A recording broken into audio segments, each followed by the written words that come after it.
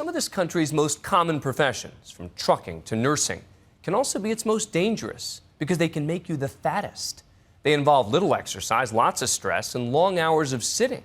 And for the people you're about to meet, it meant major weight gain until their bosses stepped in with an unusual offer: cash to slim down. Here's ABC's Ryan Owens.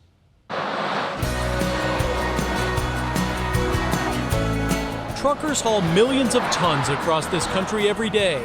Maybe it's no surprise they've put on a few along the way. Well, lots of times I'll do up to 60, 70 hours in a week.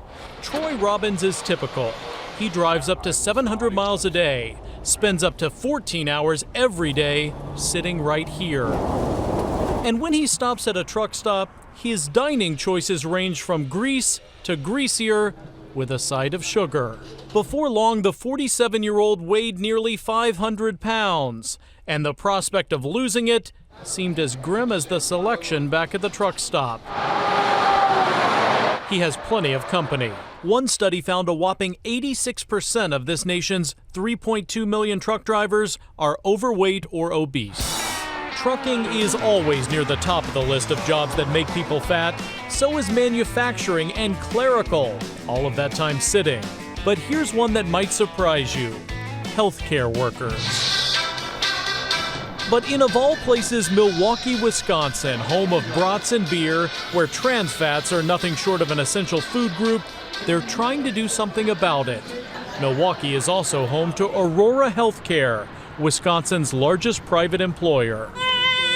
Yeah, oh my goodness. Marianne Scherer works as a midwife at Aurora's downtown hospital. We have a lot of long hour shifts, a lot of erratic shifts, and I think it's a really high stress job. The one-time fitness instructor says the stress of teaching nursing students all day And then Percocet's a controlled substance. So. and delivering babies all night All right, Sarah, I'm going to give you a hand. has taken its toll on her waistline. Not a lot of salads being eaten at 3 a.m.? No, salads are not delicious at 3 a.m. Pasta is delicious, donuts are delicious, candy is incredibly delicious at 3 in the morning. But Marianne's employer came up with a solution: a competition. Marianne and 4 other labor and delivery nurses and midwives formed a team, the Birthin' Babes. They competed with 220 other teams from Aurora to see who could lose the most weight. The winning team would get $10,000, which provided enough motivation to get the Birthin' Babes to power walk along Milwaukee's frigid lakefront. Before it was, hey, let's go out for lunch. Let's go, out for dinner. And now it's, hey, you want to get together and go for a walk? Let's go to Zumba. And Which would have sounded crazy a year ago. Absolutely. I'd be like, Zumba, are you out of your mind? You don't have to go to the gym. You go to the park. You walk the hills. You take a bike ride. You can do it if you just plan a little bit and watch what you put in your mouth. Their employer helped with that too. Aurora opened dining options that look more like a health food store than a hospital cafeteria. A Tuscan kale salad in Wisconsin? Yes, and it's been a big hit. The Birthin' Babes' motivation to keep moving? They want the 10 grand for a trip to Hawaii. I've been on about, 15 diets in the last 9 years since I had my kids, and it was all about my diet. Well, now it's about my family, my diet buddies' diet, and it's not only about me, it's about them.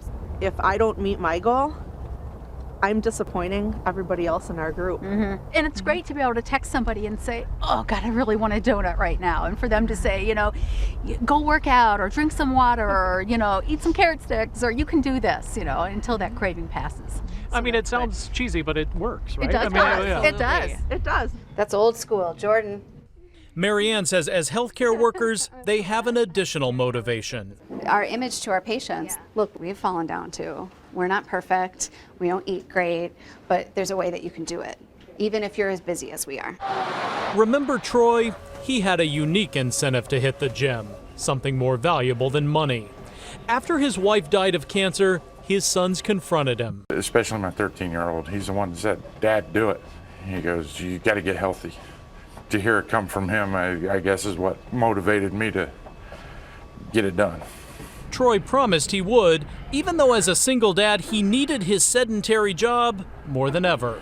Your job is to sit on your butt for 11 to 14 hours every single day. Yes, every day. enter Bob Perry, It's also working your back. a sort of fitness guru for the long-haul trucker. He taught Troy to use his big rig as a gym. From walking laps around it, to stair steps on the step rail, Use your legs to push up. to push-ups on the side, Remember, you always want to inhale at the easiest point, exhale at the point of resistance. to squats off the grill. Good work. This is a tough gig for these men and women. This is not easy. And so they're not lazy. It's just that nobody's really paid attention to bringing them a solution. And so that's what this initiative is all about. Bob's initiative is called Rolling Strong. Try one at a time. Along with a big rig gym, he's designed a workout system for inside There the you go. truck. He sold more than 2,000 of these band systems for $70 a pop. They allow truckers to work out in the comfort of the cab, even in nasty weather. Good job. How much of this is about making it convenient for them? It's all about it. It's all about it. Bob's company has also opened fitness centers at 4 truck stops and is working with them to offer healthier options, fewer corn dogs and donuts. Is there a culture out there that says, wait a minute, this doesn't look right to have a guy working out around his truck, or this doesn't feel right to have healthy things at the truck stop? Is there a culture? Absolutely, and this is what this is about. It's a shift in the culture, and it's not easy. They realize that they have to make a change, and they want to make a change, and we're just trying to make it more accessible. It's working. Do your rotator. Using his truck as a gym and eating better have helped him lose 85 pounds for his teenage son, and he's not done yet. His message to those struggling with weight? Take 30 minutes. It's not that hard to take 30 minutes out of your schedule. I know if I can do it, anybody can do that. Back in Milwaukee, the Birth and Babes did it. They lost 88 pounds. They didn't win the 10 grand because so many of their coworkers lost even more weight.